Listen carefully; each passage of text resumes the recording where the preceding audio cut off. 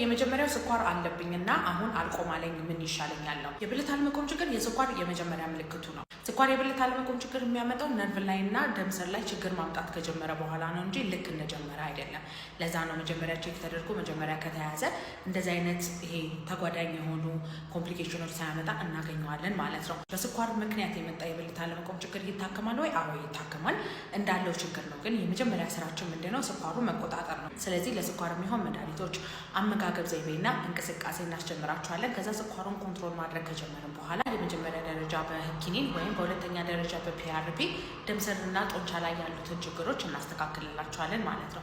ስለዚህ ሁለተኛ ድሮ በአንድ ቀን 3 ጊዜ አደርጋለሁ፣ አሁን ግን 1 ጊዜ ብቻ ነው። ምን ይሻለኛል? አንድ ወንድ የመጀመሪያ ዙር ግንኙነት ከጨረሰ በኋላ ለሁለተኛ ዙር ዝግጁ የሚሆንበት ታይም ሪፍራክተሪ ፔሪድ እንለዋለን። ይህ ሰዓት ከምንም ነገር በላይ ማለት ነው በእድሜ ይወስነዋል። 20 ዓመታችሁ ላይ ለሁለተኛ ዙር ዝግጁ የምትሆኑበት ሰዓት ማለት ነው 50 ዓመታችሁ ላይ ታገኙታላችሁ ማለት አይደለም። እድሜ በጨመረ ቁጥር እየረዘመ የሚመጣ ነገር ነው። ለሁለተኛ ዙር እንድትቀጥሉ ሞራል የሚሰጣችሁ አይነት የግንኙነት ድባብ አለ ወይ የሚባለው ጥያቄ መመለስ አለበት። ከምንም ነገር በላይ ደግሞ ላይፍ ስታይል የሚባል ነገር አለ። ለሁለተኛ ዙር ዝግጁ የሚሆን ወንድ ብዙ ጊዜ እንቅስቃሴ የሚያደርግ፣ አመጋገቡ ትክክል የሆነ፣ እንቅልፍ በትክክል የሚተኛ እና ስትረሱን በትክክል ማኔጅ የሚያደርግ፣ ሲጋራ ከማጨስ መጠጥ ከመጠጣት ጫት ከመቃም የተቆጠበ የሆነ ሰዎች ናቸው። ስለዚህ እንደዚህ አይነት ችግሮች ላይፍ ስታይላችሁ ላይ ካለ እነሱን በማስተካከል መሞከር አለባችሁ። ካልሆነ ግን መታችሁ ሆርሞናችሁን ቼክ አድርገን እንደ አግባብነቱ ሕክምና ልናስጀምራችሁ እንችላለን። አራተኛ እኔ 5 ዓመት ሆነኝ ግንኙነት ካደረግኩኝ ጉዳት አለው ወይ? የለውም። 2 ነገሮችን እንደ መላምት ይናገራሉ። አንደኛ ግንኙነት አለማድረግ የብልት ማነስ ያመጣል ይላሉ። እሱ ትክክል አይደለም። የብልት ማነስ የሚመጣው ወደዛ አካባቢ ያሉ ጡንቻዎች በቂ የደም ዝውውር ካላገኙ ነው። የበቂ የደም ዝውውር ደግሞ ለማግኘት ግንኙነት መደረግ ሳይሆን ጠዋት መቆም ነው ያለበት። ስለዚህ የብልት ማነስ የሚያመጣው ከግንኙነት መጣቀም ሳይሆን ጠዋት የማይቆም ከሆነ የዛኔ በሌሊት ወደዛ የሚሄደው የደም ዝውውር በጣም ስለሚያንስ የብልት ማነስ ሊፈጠርባችሁ ይችላል ማለት ነው። ሁለተኛ ደግሞ ካንሰር ያስከትላል። በተለይ ደግሞ የፕሮስቴት ካንሰር ያስከትላል ነው። እሱ ትክክል አይደለም። የአሜሪካን ካንሰር ሶሳይቲ ለፕሮስቴት ካንሰር አጋላጭ ምክንያቶች ተብሎ ከግንኙነት መታቀብ የሚባለውን ነገር እንደ ምክንያት አድርጎ አላስቀመጠው። ራሱ ደግሞ ግንኙነት አለማድረግ ስንፈተ ወሲብ ያመጣል። ስንፈተ ወሲብ የሚያመጣው ደም ስር ላይ፣ ሆርሞን ላይ፣ ነርቭ ላይ፣ ሳይኮሎጂ ላይ ያሉ ችግሮች ናቸው። አግባብነታቸው መርምረን ሕክምና ልንሰጣችሁ እንችላለን። ሶስተኛ 2 ዓመት ሆነኝ ሴክስ ካረኩኝ ፍላጎቴ ቀነሰ። ለምንድን ነው? የፍላጎት ማነስ አለብህ ለማለት ቅጽበታዊ የሆነ ነገር ሳይሆን በደረጃ እየቀነሰ የሚመጣና ለ6 ወር የሚቆይ መሆን አለበት። የፍላጎት ማነስ በ2 ምክንያቶች ሊመጣ ይችላል። በመጀመሪያ በሆርሞን ምክንያት ነው። ሁለተኛ ደግሞ በጭንቀትና በስራ ብዛት እና በሌሎች ስነልቦናዊ የሆኑ ነገሮች ናቸው። ስነልቦናዊ ሊያስጨነቃችሁ ወይም ያደከማችሁ ነገር ሲስተካከል የሚስተካከል ነገር ነው የሚሆነው። ግን ሆርሞናል ከሆነ በተለይ ደግሞ ቴስቶስትሮናችሁ ካነሰ፣ ቫይታሚን ዲያችሁ ካነሰ፣ ፕሮላክቲን የሚባለው ሆርሞን ከፍ ካለና የእንቅርት ሆርሞናችሁ በተለያየ ምክንያት ከተዛባ የፍላጎት ማነስ ምልክት ሊሆን ይችላል። እነሱን ደግሞ ሆርሞን ላይ ያለውን ችግር እንደ አግባብነቱ መርምረን ሕክምና ልንሰጣችሁ እንችላለን። አልጋ ላይ ያለ ጉብዝና ከአልጋ በፊት ነው የሚጀምረው። ግንኙነት ከመጀመራችሁ በፊት ያለው ድባብ፣ ያላችሁ የስነ ልቦናዊ ዝግጁነት፣ ያላችሁ ደስታ፣ እረፍት፣ ሰላም በጣም ብዙ ነገሮችን ይወስነዋል። 60% የሚሆኑ ስንፈተ ወሲቦች ስነ ልቦናዊ ናቸው። ስነ ልቦናዊ የሆኑ ስንፈተ ወሲቦችን እንዴት ነው ማወቅ ያለብን ብላችሁ የምታስቡ ከሆነ መጣ ሂደት ብልጭ ድርግም ይላል። ሰላም ስትሆኑ፣ ጭንቀት ሳይኖርባችሁ፣ በትዳራችሁ በጣም ደስተኛ የሆናችሁበት ወይም ጭቅጭቅ ባልበዛበት ጊዜ ብልታችሁ ይቆማል። ሰዓታችሁን ጠብቃችሁ ትጨርሳላችሁ። ለሁለተኛ ዙር ዝግጁ ትሆናላችሁ እና ፐርፌክት የሆነ አይነት ግንኙነት ይኖራል። ግን የሆነ ነገሮች ሹክ ሲላችሁ፣ ጭቅጭቅ ሲፈጠር፣ በስራና በሌሎች ምክንያት ጭንቀት ሲፈጠርባችሁ የዛኔ ብልታችሁ ሊፈሰፈስ ይችላል። ቶሎ ልትጨርሱ ትችላላችሁ። ስለዚህ አካላዊ የሆኑ የብልት አለመቆም ችግርም ሆነ ቶሎ መጨረስ የምንለው ያ ነገር ተደጋግሞ 80% የሚሆኑ የግንኙነታችሁን የሚይዝ ከሆነ 6 ወርና ከዛ በላይ ከቆመና ለብልት አለመቆም ችግር ደግሞ በጣም በጣም ወሳኝ የሆነ ጠዋት የማይቆም ከሆነ የዛኔ አካላዊ የሆኑ ነገሮች ሊኖሩ ይችላሉ። ሆርሞን ላይ፣ ነርቭ ላይ፣ ደም ስር ላይ፣ ጡንቻ ላይ ያሉ ችግሮች ሊኖሩ ይችላሉ። እነሱን እንደ አግባብነታቸው ሕክምና ልንሰጣችሁ እንችላለን።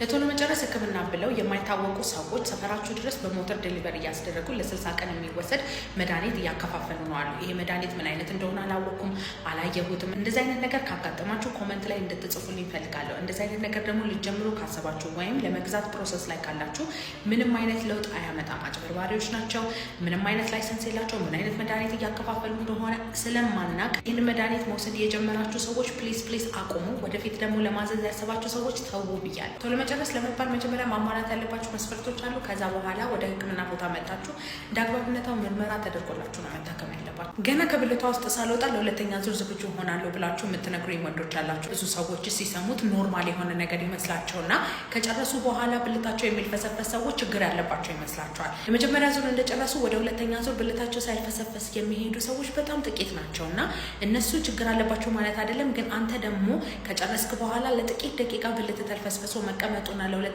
ዙር ለመዘጋጀት ጊዜ መፍጀት ችግር አለብህ ማለት አይደለም። የመጀመሪያ ዙር ከጨረሳችሁ በኋላ ብልታችሁ ተልፈስፍሶ ተመልሶ ከፍ ብሎ ለሁለተኛ ዙር የምትዘጋጁበት ሰዓት ሪፍራክተሪ ፔሪድ ይባላል። ይህ ሰዓት ማለት ነው ሊረዝምም ሊያጥርም ይችላል። በእድሜ በላይፍ ስታይል በተለያዩ አይነት የብልት አለመቆም ችግርና ቶሎ መጨረሶች አሉ ወይ፣ ጭንቀት አለ ወይ፣ ድብርት አለ ወይ እና ከብዙ አይነት ድካም ነው ወይ እየተመለሳችሁ ያላችሁት። እነዚህ ነገሮች በሙሉ ኖርማል ነኝ ብላችሁ ካላችሁና ለሁለተኛ ዙር ጭራሽ ግንኙነት ከሌላችሁ የዛኔ ከብልት መቆም ጋርና ከብልት አለመቆም ጋር ያሉ ችግሮችን ቼክ አድርገን እንደ አግባብነቱ ሕክምና ልናስጀምራችሁ እንችላለን። ባለቤትን ለማርካት ከፈለክ ይህንን ቸኮሌት ተጠቀም የሚል ማስታወቂያ አይታችሁ ሊሆን ይችላል።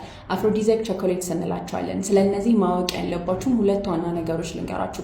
የመጀመሪያው አብዛኛውን ጊዜ የሚሰሩት ፕላሲቦ ኢፌክት በምንለው ነው። ይህ ነገር ይሰራልኛል ብለን አስበን አይምሯችን ዝግጁ ሆኖ ስለምንወስደው የሰራ ሊመስለን ይችላል። በውስጣቸው የሚይዟቸው ንጥረ ነገሮች አንዳንዶቹ በጣም በተወሰነ መልኩ የደም ዝውውርንና የግንኙነት ፍላጎትን ይጨምራሉ ተብሎ ይታሰባል። ነገር ግን ቸኮሌቶች ውስጥ የሚገኙበት አማውንት በጣም ትንሽ ስለሆነ ይህንን ዲዛየርድ ኢፌክት ብዙ ጊዜ አያመጡትም።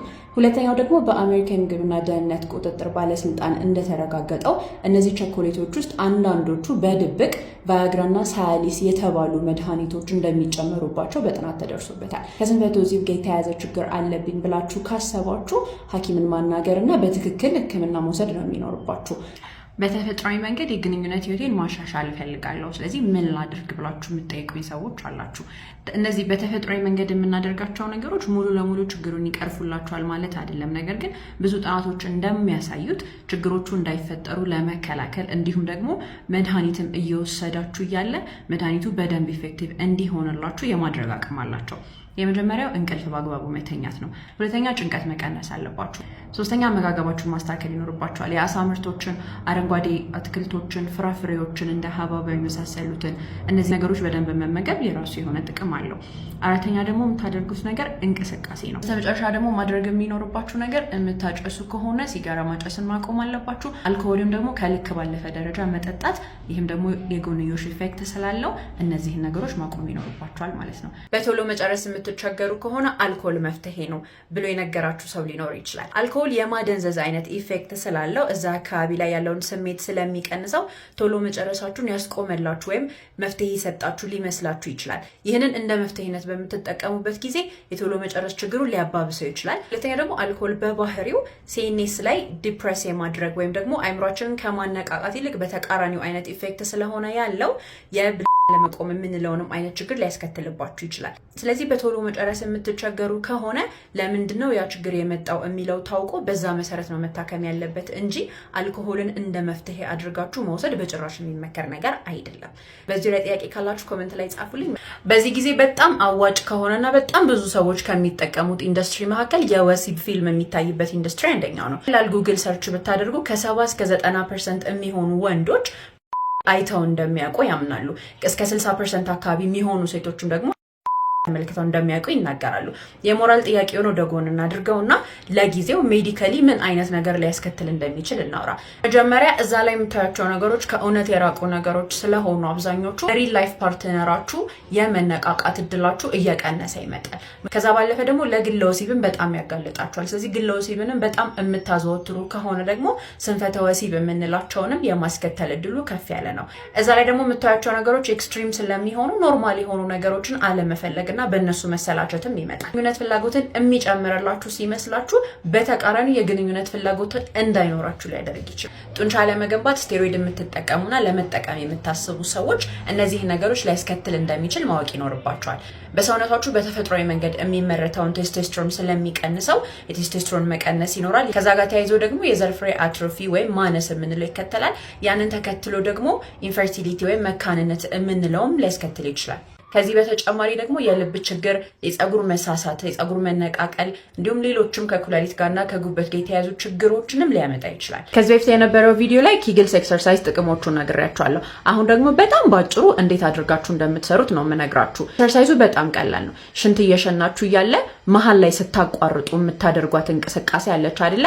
እሱን ነው የምናደርገው። ስለዚህ መርሳት የሌለባችሁ ነገር የሆዳችሁን ምስል አይደለም የምታኮማትሩት፣ መቀመጫ አካባቢ ያሉ ጡንቻዎችንም አይደለም የምታኮማትሩት፣ እንዲሁም ደግሞ ትንፋሻችሁንም ማቆም የለባችሁም። ያንን ስታደርጉ ለ5 ሰከንድ ትይዙትና ከዛ ለ5 ሰከንድ ሪላክስ ታደርጋላችሁ። ለ5 ሰከንድ ትይዙታላችሁ፣ ለ5 ሰከንድ ሪላክስ ታደርጋላችሁ። ይህንን እያደረጋችሁ ከ10 እስከ 15 ጊዜ ትደግሙታላችሁ ማለት ነው። ከዛ በኋላ በቀን ውስጥ 2-3 ጊዜ በማንኛውም ቦታ በማንኛውም ሰዓት ቁጭ ባላችሁበት መስራት የምትችሉት እንቅስቃሴ ነው። ነገር ግን እጅግ በጣም የሚጠቅማችሁ ነው ማለት ነው።